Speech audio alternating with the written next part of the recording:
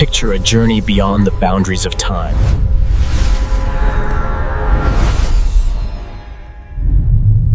All right, let's talk about time travel. I mean, we've all seen it in the movies, right? We've read about it in books, but is it anything more than just a great story?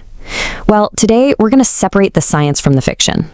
You think about the DeLorean, right? Or those incredible wormholes near Saturn. Hollywood has given us so many awesome ways to imagine jumping through time.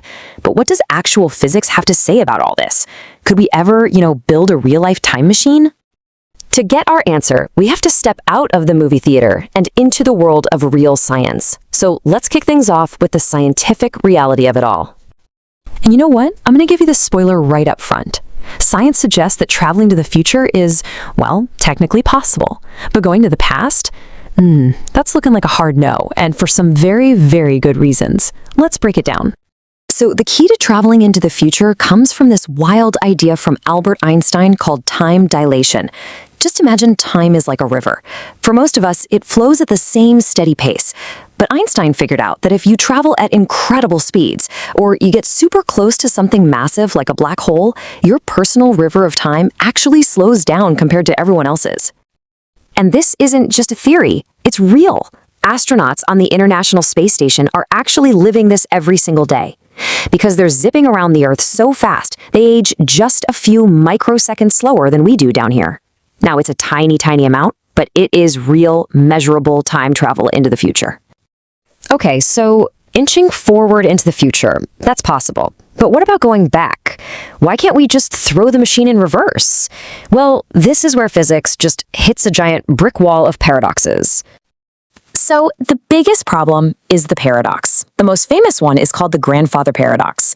Imagine this. You travel back in time and you do something to prevent your grandparents from ever meeting. Well, if they never meet, then you are never born. But if you were never born, then who went back in time in the first place? It's a complete logical knot that physics just can't seem to untie. But okay, despite all these scientific roadblocks, the internet is absolutely full of stories from people claiming to be time travelers. So, you know what? Let's put on our detective hats and investigate some of the most famous cases out there. Let's rewind to the early 2000s. The internet was buzzing about this guy who called himself John Titor. He showed up on these old forums claiming he was a soldier from a pretty bleak future sent back on a mission to get an old computer.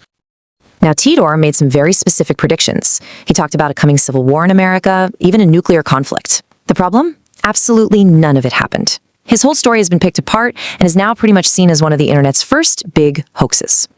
All right, next up we have a kind of evidence that I'm sure you've probably seen floating around online. These old, historic photos that seem to show someone from our time just hanging out in the past.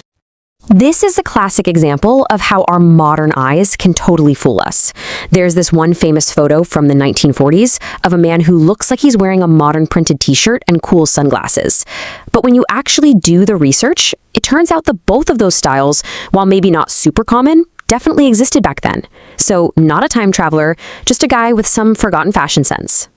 Now, this next one is maybe the most fascinating story of them all, the urban legend of Rudolf Fens. The story goes that one day in 1950, a man dressed in full 19th century clothes just appeared out of nowhere in the middle of Times Square, got confused, and was tragically hit by a car.